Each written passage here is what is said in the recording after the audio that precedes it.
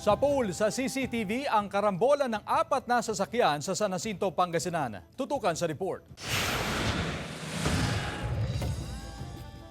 Sa kuha ng CCTV camera, makikita ang pag-abante ng puting pick-up sa bahagi ng Barangay Guillermo sa Jacinto, Pangasinan nang biglang umatras at nabangga ang sumusunod na isa pang pick-up. Isa pang kotse at nakaparadang jeep ang nabangga ng puting pick-up. Ayon sa investigasyon ng PNP, nakaranas ng mild stroke ang driver ng puting pick-up kaya nawalan ng kontrol sa manibela.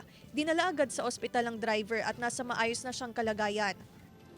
Allegedly, bigla po yatang nagkaroon siya ng mild stroke. Kaya po nawalan siya ng kontrol. Kaya bumangga po siya sa isang sasakyan. Nung nag-reverse siya, may sasakyan naman na paparting. Kaya po nabangga niya yung sasakyan. Ayon sa pulisya, nagkausap na ang 4 na sangkot sa karambola. Nangako naman ang driver ng pick-up na sasagutin ang pinsala ng mga nabanggang sasakyan. Tumanggi nang magbigay ng pahayag ang driver ng pick-up. Kung po sa mga naka 4 wheels po, i-check po natin yung mga ilaw natin, mga headlight, mga brake light, para po maayos po tayong magbiyahe. Kasama si Jing Dakanay, Claire Lacanilaw Dungka, One North Central Luzon.